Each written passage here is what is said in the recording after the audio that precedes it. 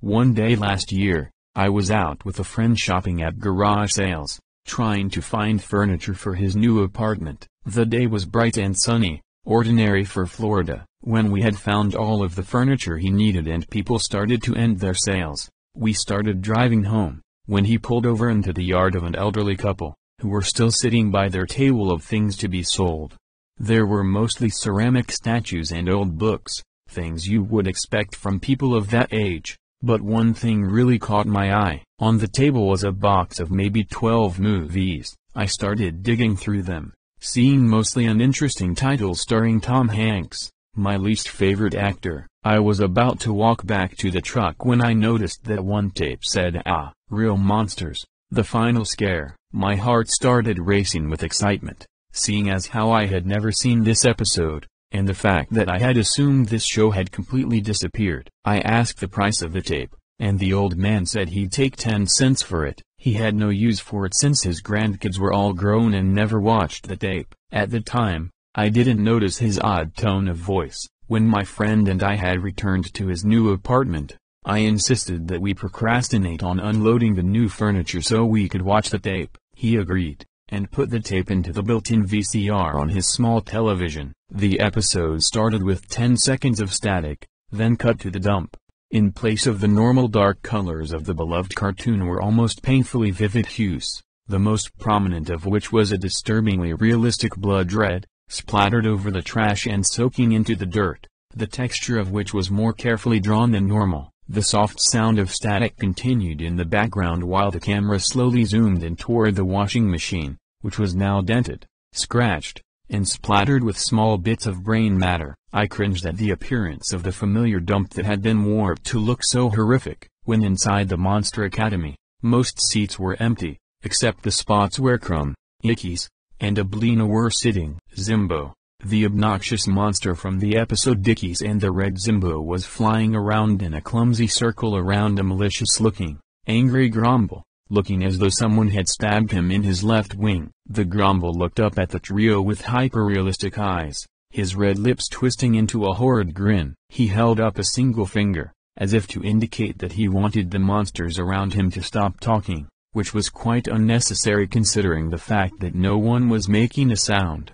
"Tonight," he hissed, "the four of you will team up, and perform one final scare, a scare so horrifying that it will be your last. You must complete it soon, like our fallen brethren have already done." He looked at the ceiling, and paused for maybe 30 seconds. "Go, now, now, now," he screamed, causing Ickies to cringe. The first sign of movement from the trio of monsters, Ablina uttered something under her breath, sounding like "I am state vicis ut hadidvnia." Crumb nodded and added "I am state vicis ut quandam poro in abyssis." Ickies then shakily whispered "I am state vicis nos must in trio." Zimbo laughed sadistically. "I am no zero terminus of plurizago." My friend, who had taken Latin courses in high school, whispered those phrases in English, making the hairs on the back of my neck stand up. The scene then cut to black for about a minute, then slowly brightened to reveal the four monsters hiding in an alley, malice in their eyes. Ablina picked up Crumb, throwing him out of the alley, under a bus, a look of genuine shock on his face. Photorealistic blood splattered over the front of the bus and the streets as I watched my favorite character die, his eyes rolling to the feet of a small child, who began to sob. The blood on the windshield caused the bus to swerve, hitting a young family and smashing them against the side of a large building as the remaining three monsters remained hidden in the alley, chuckling in an unnerving, demonic manner. "Ickies, you next." Ablina screeched enthusiastically. The camera zoomed into the face of the small red monster, who was shaking and stuttering helplessly in fear. A single tear dropped from his eye as he hesitantly nodded. Ickies put on his normal scary face, but the context was all wrong, making the lovable monster an unnerving beast too aware of his own fate. Ickies then walked slowly to the center of a group of people watching an obese street mime intently. He creeped up behind the man in black and white stripes, climbing up his clothes and in a flash, digging his small claws through the back of the man's skull, tearing audibly through bone and brain tissue until his now even redder hands emerged from the mime's eyes. The mime fell backwards onto Ickies, and the monster's bones could be heard crunching under the weight of the mime as the photorealistic gore splattered the crowd. The camera cut back to Ablina and Zimbo, whose laughter echoed throughout the small alley. "Shall we do the final honors together?" Zimbo asked. Ablina nodded. The two walked over to a young boy who was frantically attempting to help an old woman across the street.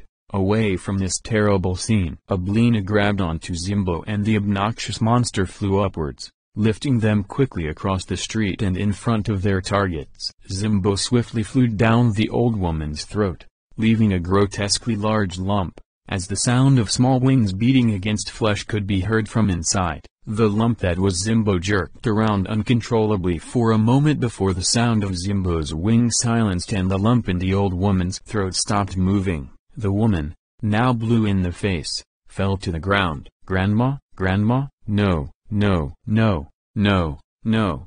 The boy was screaming violently. He then began to smash his head onto the pavement, the wounds getting worse and worse until the screen faded to black. The camera cut back into the Monster Academy, where a blood-splattered Ablina stood in front of the Grumble, who had an evil grin on his face. "Ablina, how marvelous," he said as the scare played on the screen. "You managed to kill all of these humans, and trick the others into a sure suicide. This is the best scare I've seen in decades." The Grumble stared at Ablina for maybe a minute, his grin only growing wider and more grotesque, before saying the words "Congratulations, valedictorian."